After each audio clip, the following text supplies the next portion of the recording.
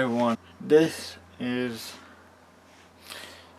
disability and work, and when you are watching this, hopefully when this first comes out, this will come out at the start of October, and October is the national month for disability employment awareness month. It covers the entire month. Now, I thought that I would talk just a little bit about my experiences with different employers I've had, because I've had about 8 or 9 different jobs with 9 or 10 different employers or different managers. I want to make it clear that this is just one experience or one person's perspective of different experiences. This is also, if I had known what it would be like as I do now, then things may be slightly different. However, things have to. So I left school age 16, but I went to work between my exams that I did, which was maths, English, science. All the basic curricular classes that you have to take, everyone has to take. To pass year 11, there was no added curriculum for me which suited me. I went to work for Legoland, which is near where I live, at the garden, in one of the gardening sections. And although at the time I was helping my grandfather out with his gardening business in his garden, and I liked doing that. I liked being out doing that. If I went back, redid that, then I wouldn't change that. I like doing that. I now know that a job like that wouldn't be suitable for me necessarily. And then I went to college. The story of disability and education will fill in the rest of that one. And then finding work was extremely difficult for me. So we looked into a employment agency for disabled people. So the first sort of job they found for me was a volunteered position.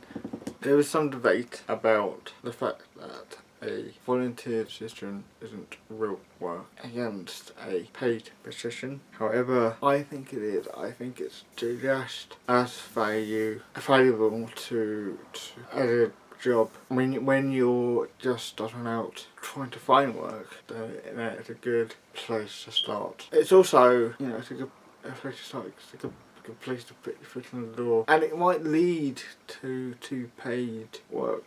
You never know, it might lead to paid work. I know that it led to paid work for someone. I know someone who got paid work out of volunteering first. So they found me some volunteer work, and I looked into volunteer work also. But they found me a job at Legoland in HR, which, if anyone's working in HR, it's not necessarily crowded, but it's extremely busy, extremely fast. And for someone like me, being busy and fast is not practical. So we moved on from that one. I went to work as a researcher. I volunteered a few times for a researcher. Once at the Local Arts Centre, once for a big organisation that at the time was great, because at the time it was on a day where the company I worked for, I'm trying not to use big company words, a big company I worked for had a disability awareness day for them at a big IT, Hewlett Packard was running,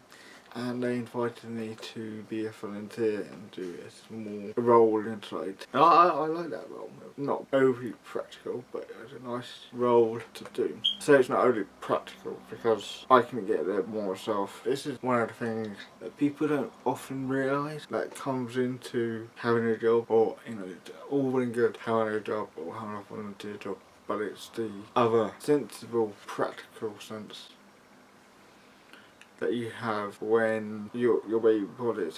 You have a car, you have a means of transport to get to from that job. And also if you have a disability and you drive yourself, or if you're able-bodied and you don't drive, it's the unseen practicalities of having a job. It's all well and good having a job, but you need to be able to finance having the job long term. So Sometimes these things you think, oh, it's worked for my client, so this should work for yours. But it won't, because your client's a lot different than me.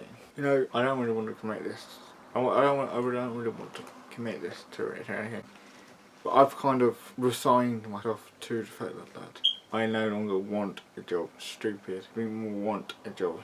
But let's really change that. The people who are trying to help me, all best intentions aside, can't actually job done.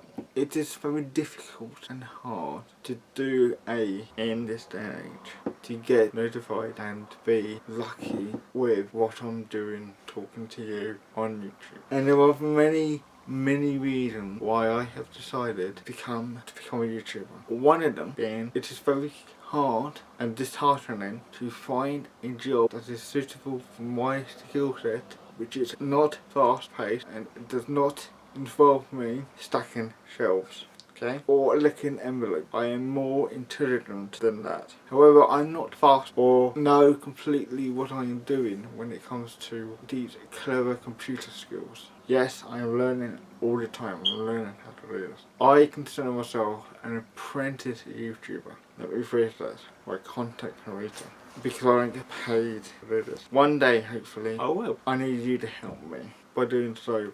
Listening to the call to action at the end, and that will help me a lot. And I have been ranting, so thank you so much for listening, guys, and I'll see you soon. Okay guys, thank you so much for watching.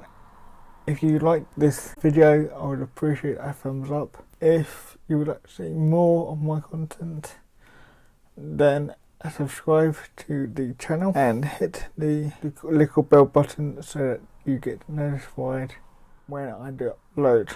Please comment and share this video. That would also be very helpful, not just to me, but other people as well. And I will see you guys very soon.